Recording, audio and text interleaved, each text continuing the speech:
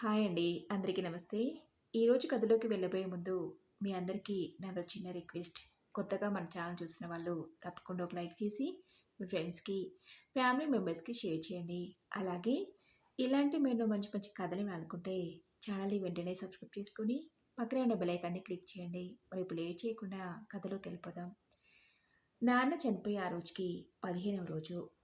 నాన్న మరణవార్త విని ఆయన పిల్లల మీద మేమంతా వచ్చి జరిపించాల్సిన కార్యక్రమాలని సాంప్రదాయబద్ధంగా జరిపించాం.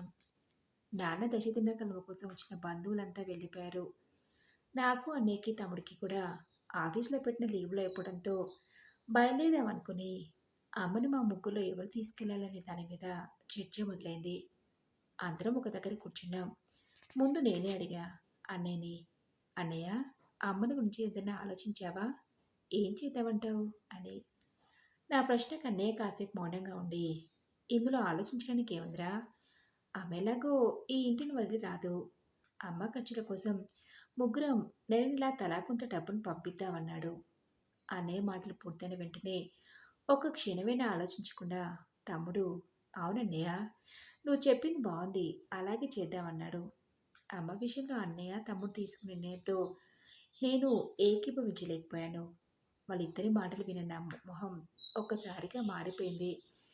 ఏంట్రా మొహమాల పెట్టావు? నేను చెప్పింది నీకు నచ్చలేదా? అడిగాడు అన్నయ్య. నేను ఒక క్షణం ఆగి, నాకు నచ్చలేదన్నయ్య అన్నాను. నచ్చలేదా? మరేం చేద్దామంటావు? పోనీ అమ్మని తలా కొన్ని రోజులు తీసుకెళ్దామంటావా? అలా తీసుకెళ్తే బాగానే ఉంటుంది. కానీ నీకు తెలుసు కదా, నేను మా వదిన ఉద్యోగాలకి వెళ్ళేవాళ్ళమని. మరి అమ్మని ఎలా తీసుకెళ్ళమంటావు? ఇక్కడ ఇక్కడ ఉన్నట్టే అక్కడ కూడా అమ్మ ఒంటరిగా ఉండాల్సొస్తుందన్నాడు. అవునన్నయ్య, పద్మ కూడా ఉద్యోగం కోసం ప్రయత్నం చేస్తుంది. తనకు ఉద్యోగం వస్తే మా ఇంట్లో కూడా అమ్మ పరిస్థితి అదే కదా అన్నాడు వాసు. అవునరా, అమ్మను మన ఇళ్ళకి తీసుకెళ్లి రోజంతా ఒంటరిగా ఉంచి బాధపడటం కంటే అమ్మకి అలవాటైన ఊరు, ఇక్కడి వాతావరణం, మనుషులు తనని ఇక్కడే ఉండనివ్వచ్చు కదా. మధ్య మధ్యలో మనం ఎలాగో ఎవరో ఒకరం వచ్చి అమ్మని చూసి వెళ్తూనే ఉంటాం కదా అన్నాడు అన్నయ్య. అయినా నా నుంచి ఎటువంటి సంబంధం రాకపోవడంతో, ఏంట్రా, ఏం మాట్లాడవేంటి? ఇంతకన్నా మనం ఇంకేం చేయగలం అంటూ అన్నయ్య అక్కడి నుంచి లేచి వెళ్ళిపోయాడు. వాసుది అదే వరుస. వాళ్ళిద్దరూ వెళ్ళిపోయాక ఒక్కనే ఒంటరిగా కూర్చుని నాకు ఏవేవో అమ్మ గురించిన ఆలోచనలు. అమ్మకు వయసు అయిపోతుంది. ఇప్పటికే 70 సంవత్సరాలు. ఇన్ని రోజులంటే నాన్న ఉన్నారు కాబట్టి ఒకరికొకరు తోడుగా ఉన్నారని ధైర్యం. ఇప్పుడు నాన్న లేరు. ఇలాంటి పరిస్థితుల్లో అమ్మనిలా ఒంటరిగా ఉంచటం, అన్నయ్య తమ్ముడు చెప్పింది నాకెందుకో సబబుగా అనిపించట్లేదు.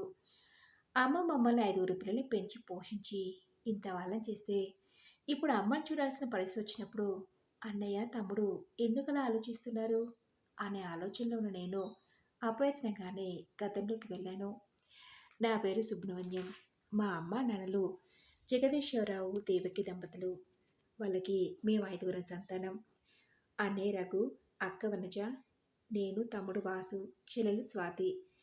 నాన్న ఓ బట్టల దుకాణంలో గుమాస్తాగా పనిచేసేవారు. నెలంతా కష్టపడితే వచ్చే కొద్దిపాటి జీతంతోనే మమ్మల్ని పోషించేవారు. మేమంతా చిన్నపిల్లలు ఉన్నంతకాలం నాన్నకు తను సంపాదించగా వచ్చే జీతంతో పెద్దగా ఇబ్బంది అనిపించలేదు. ఎందుకంటే అప్పటికి మేమంతా స్కూల్కి వెళ్ళటం లేదు కాబట్టి. కానీ మా అందరికీ స్కూలుకి వెళ్ళే వయసు వచ్చేసరికి ఆర్థిక ఇబ్బందుల రూపంలో నాన్నకి కష్టాలు మొదలయ్యాయి. నాన్నది మా అందరికీ తిండెలా పెట్టాలి, మాకు చదివేలా చెప్పించాలనే బాధ అయితే అమ్మది మరో కష్టం. తెల్లవారుజామున 5 గంటలకు లేచి వాకిలి ఉడ్చి ముగ్గులు పెట్టి మా అందరి స్నానాలకు వేనీళ్ళు పెట్టేది. ఆ తర్వాత పాలు, టీ కాచడం, అన్నం కూరలు చేయటం, ఇవన్నీ కట్టెల పొయ్యి మీద కావడంతో అమ్మ ఉదయం 5 గంటలు లేస్తే 11 గంటల వరకు తనకి విశ్రాంతి దొరికేది కాదు. ఆ తర్వాత కొద్దిసేపటికే మా అందరికీ భోజనాలు పెట్టడం, నాన్నకి మధ్యాహ్నం భోజనం ఏర్పాటు చేయడం, ఆ తర్వాత గిన్నెలు కడగడం, మళ్ళీ సాయంత్రం భోజనాలకు ఏర్పాటు చేయడం, ఇలా రోజంతా విశ్రాంతి లేకుండా అమ్మ శ్రమిస్తూనే ఉండేది.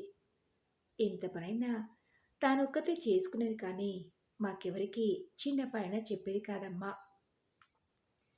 అమ్మ నాన్నకి ఎంత ఓపిక లేకపోతే మేమందరం ఎంత మారం చేసినా మమ్మల్ని పల్లెత్తు మాటని అనకుండా పెంచి పెద్ద చేశారు. ఏం ఆశించి ఇంతమంది పిల్లల్ని కని, పెంచి, పోషించడం? నాన్నకు బయట పనులతో, అమ్మకి ఇంటి పనులతో క్షణం తీరికుండేది కాదు. తనకొచ్చేది అంతంత మాత్రం జీతమని నాన్న ఎప్పుడూ తన అవసరాల కోసం ఖర్చు పెట్టుకునేవారు కాదు. నడక ఆరోగ్యానికి మంచిదని సాకుతో ఎక్కడికి వెళ్ళినా కాలినడకనే వెళ్ళేవారు. రిక్షాలోనో, ఆటోలోనో వెళ్తే వాటికి పెట్టే ఆ రూ. 10 ఇంటి ఖర్చులకు దేనికో దానికి ఉపయోగపడతాయనేది ఆయన ఉద్దేశం. ఒక్కోసారి ఇంటికి అనుకోని అతిథులొచ్చినా, లేక మాలో ఎవరైనా ఓ పూట భోజనం ఎక్కువ తిన్నా, ఆ పూట అమ్మ పస్తుండాల్సిందే. తన కోసం మళ్ళీ వండుకునేంత ఓపిక లేకో, సమయానికి సరుకులు లేకనో అమ్మ కడుపు మార్చుకునేది. అలా కొంతకాలం గడిచి మేమంతా హై స్కూల్‌కి చేరుకునేసరికి నాన్నకి కష్టాలు మరింత రెట్టింపయ్యాయి. మా అందరి చదువుల కోసం నాన్న సాయంత్రం తన పని ముగిశాక మరో చోట పనిచేసేవారు. అలా అన్నయ్యని పీజీ వరకు చదివించి లెక్చరర్‌గా స్థిరపడేలా చేశారు. నన్ను డిగ్రీ వరకు చదివించి కాంపిటీటివ్ ఎగ్జామ్స్‌కి కోచింగ్ ఇప్పించి ఓ గవర్నమెంట్ సంస్థలో ఆఫీసు స్థాయి ఉద్యోగం పొందేలా చేశారు. మా తమ్ముడు వాసు ఎంబీఏ పూర్తి చేసి ఓ ప్రైవేట్ కంపెనీలో సూపర్వైజర్‌గా పనిచేస్తున్నాడు. అక్క వనజ, చెల్లెలు స్వాతిలని డిగ్రీ వరకు చదివించి ఆ తర్వాత మంచి సంబంధాలు రావడంతో పెళ్లి చేసి అత్తారింటికి పంపించారు. అలా నేను, అన్నయ్య, తమ్ముడు ఉద్యోగాలు స్థిరపడే కొంతకాలానికి మా అందరికీ మంచి సంబంధాలు చూసి పెళ్లి జరిపించారు. మేమంతా మా కుటుంబాలతో ఉద్యోగరీత్యా వేరు వేరు ఊళ్ళలో స్థిరపడ్డాం. అలా కొంతకాలం గడిచాక తన జీవిత కాలం మొత్తం అవిశ్రాంతంగా కుటుంబం కోసం పనిచేసిన నాన్నకు వయసైపోవడంతో ఉద్యోగం మానేశారు. నాన్న చేసింది గుమాస్తా ఉద్యోగం కాబట్టి దానికి రిటైర్మెంట్, రిటైర్ అయిన తర్వాత అందాల్సిన బెనిఫిట్స్ ఏమీ ఉండవు కాబట్టి ఖర్చులకు ఇబ్బందని నెల తలా కొంత డబ్బులను మేమే పంపించేవాళ్ళం. ఎన్ని ఖర్చులున్నా, ఎంత కష్టమైనా మేమంతా పంపించే కొద్ది మాత్రం డబ్బుతోనే సర్దుకునే వాళ్ళే కానీ అమ్మా నాన్నెప్పుడు నోరు తెరిచి మమ్మల్ని ఒక్క రూపాయి అడిగిన సందర్భం లేదు. వాళ్ళని మేము మా దగ్గరికి రమ్మని ఎప్పుడూ పిలవలేదు. వాళ్ళు మా దగ్గరికి వస్తామని మమ్మల్ని ఎప్పుడూ అడగనూ లేదు. ప్రతి పండుగను మాత్రం మా అందరితో జరుపుకోవాలని ఆశపడేవాళ్ళు. పండగ సమయానికి నేను, అన్నయ్య, తమ్ముడు కుటుంబాలతో సహా ఊరికి చేరుకునే వాళ్ళం. మేమందరం వెళ్ళిన కారణంగా అమ్మకి క్షణం తీరికుండేది కాదు. ఓవైపు పండగ పనైతే మరోవైపు పిల్లలందరి కోసం పిండి వంటలని 2-3 రకాలు రోజులు వాటి తయారీలోనే ఉండేది. మాతో గడిపిన 2-3 రోజులను గుర్తు చేసుకుంటూ ఆ ముచ్చట్లని ఇరుగు పొరుగు వాళ్ళతో పంచుకుంటూ మళ్ళీ మేము వెళ్ళేదాకా ఆ జ్ఞాపకాలతోనే గడిపేవాళ్ళు అమ్మా నాన్నలు. అలా కాలం గిరన తిరిగి మరో 5 సంవత్సరాలు గడిచాయి. నాన్నకి అప్పటికే 70 సంవత్సరాలు. నాకు ఊహ తెలిసినప్పటి నుంచి నాన్నకు జ్వరం రావటమో, ఏ చిన్న జబ్బు చేయటమో ఎరగను. అలాంటిది నాన్నకు ఉన్నట్టుండి ఓ రోజు గుండె నొప్పి రావటంతో అమ్మ ఇరుగు పొరుగు వాళ్ళ సహాయంతో నాన్నని హాస్పిటల్‌లో చేర్పించింది. అయినా లాభం లేదు. మొదటిసారి అయినా గుండెపోటు తీవ్రంగా రావటంతో నాన్న కన్నుమూశారు. విషయం తెలిసి అందరం వెంటనే బయలుదేరాం. నాన్నకి జరిపించాల్సిన కార్యక్రమాలను జరిపించి అప్పటికి మేమంతా వెళ్ళి 15 రోజులకు పైగా అవటంతో ఇక మీదట అమ్మ పరిస్థితి ఏంటి అనేది మా మధ్య చర్చనీయాంశంగా మారింది. ఏంట్రా ఇంకా ఇక్కడే కూర్చున్నావు అన్న అన్నయ్య మాటలకు ఉలిక్కిపడి గత నుండి తేరుకుని, అన్నయ్య అమ్మ విషయంలో నేను నిర్ణయానికి వచ్చానన్నయ్య. అన్నయ్య నా పక్కన వచ్చి కూర్చుంటూ ఏంటా ఇది అడిగాడు.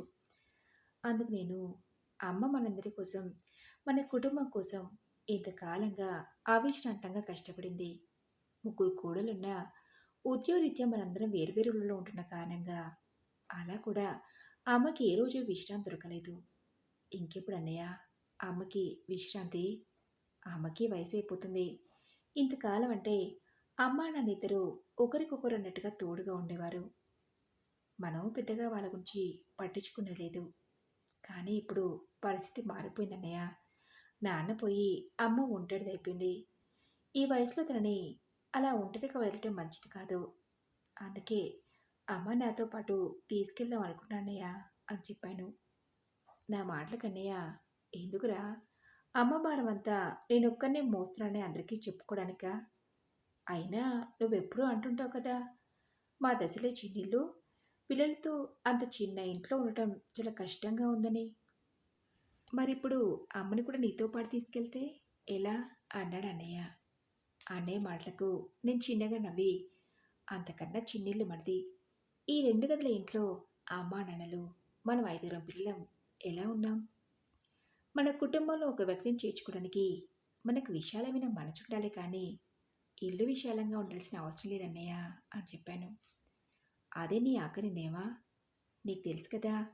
ఆ అమ్మని చూడటానికి వనజ, స్వాతి పిల్లలతో సహా తరచుగా వచ్చి వెళ్తుంటారని. వాళ్ళంతా అక్కడికే వస్తే నీ ఖర్చు తడిసి మోపెడవుతుంది. అప్పుడు నన్ను డబ్బడిగితే మాత్రం కుదరదు అన్నాడు అన్నయ్య. లేదన్నయ్య, అలాంటి పరిస్థితి మీకెవరికి రానివ్వను. మీకేదైనా అమ్మ ఖర్చుల కోసం డబ్బు ఇవ్వాలనిపిస్తే ఇవ్వండి. అందులోంచి నేనొక పైసా కూడా తీసుకోను. అమ్మ పేరున బ్యాంకులో వేస్తాను. తన మనవలకి, మనవరాళ్ళకి ఏదైనా కొనివ్వాలనుకుంటే కొనిస్తుంది. అది తనిష్టం అన్నాను. కాసేపు మా ఇద్దరి మధ్య మౌనం. ఆ తర్వాత అన్నయ్య అడిగాడు. అమ్మ నీతో తీసుకెళ్తే మరి ఇల్లెలా? ఎవరూ లేకుంటే ఇల్లు పాడవదు అన్నాడు. ఉన్నది 2 గదుల ఇల్లు. అందులోనూ పాతది. అమ్మ ఉన్నంతకాలం ఇంటిని అమ్మడానికి లేదు. పైగా పండగలకి ఎప్పట్లాగే మనమంతా ఇక్కడికి చేరి పండుగను జరుపుకుంటే అమ్మ కూడా చాలా సంతోషిస్తుంది. ఏమంటావన్నయ్య అడిగాను. అందుకు అన్నయ్య కాసేపు మౌనంగా ఉండి, సరేరా నీ ఇష్టం అలాగే చెయ్యి. నేను తమ్ముడు రేపు ఉదయం బయలుదేరుదాం అనుకుంటున్నాం. నువ్వెప్పుడు వెళ్దామనుకుంటున్నావు అడిగాడు. రేపు సాయంత్రానికల్లా అమ్మ తీసుకుని వెళ్దామనుకుంటున్నా అన్నయ్య అన్నాను. అనుకున్నట్టుగానే ఆ మరుసటి రోజు ఉదయం అన్నయ్య, తమ్ముడు వాళ్ళ ఊర్లోకి బయలుదేరారు. ఊర్లో ఉన్న కొన్ని చిన్న చిన్న పనులు ముగించుకొని ఆ సాయంత్రానికి అమ్మ తీసుకుని నేను మా ఊరికి బయలుదేరాను. ఉన్న దాంట్లోనే అమ్మకు కావాల్సిన సౌకర్యాన్ని ఉండేలా ఓ గదిని ఏర్పాటు చేశాను. అమ్మకు ఆ రోజు మా ఇంట్లో మొదటి రోజు. తన కోసం ఏర్పాటు చేసిన గదిలో మంచం మీద ప్రశాంతంగా పడుకొని కనిపించిందమ్మ. ఇంతకాలం మా అందరి కోసం క్షమించిన అమ్మ ఆ బాధ్యతలన్నించి విముక్తి పొంది ప్రశాంతంగా సేద తీరుతున్నట్టు అనిపించింది. ఆ క్షణమే నిర్ణయించుకున్నా. మేమంతా చంటి పిల్లలా ఉన్నప్పుడు అమ్మ మా అందరినీ ఎంత జాగ్రత్తగా అయితే చూసుకుందో, అమ్మని ఈ వయసులో అంతే జాగ్రత్తగా చూసుకోవాలని. మరి ఇదండి రుచి కథ. ఈ కథపై మీ విలువైన అభిప్రాయాన్ని నాతో కామెంట్ బాక్స్లో షేర్ చేసుకోండి. అలాగే ఈ కథ మీకు నచ్చిందనుకుంటున్నాను. నచ్చితే తప్పకుండా ఒక లైక్ చేసి మీ ఫ్రెండ్స్కి, ఫ్యామిలీ మెంబర్స్కి షేర్ చేయండి. అలాగే ఇలాంటి ఎన్నో మంచి మంచి కథలు వినాలనుకుంటే ఛానల్ని వెంటనే సబ్స్క్రైబ్ చేసుకుని పక్కన ఉన్న బెల్ ఐకాన్ని క్లిక్ చేయండి. నెక్స్ట్ వీడియోలో మరొక మంచి కథతో కలుసుకుందాం. Thank you for listening.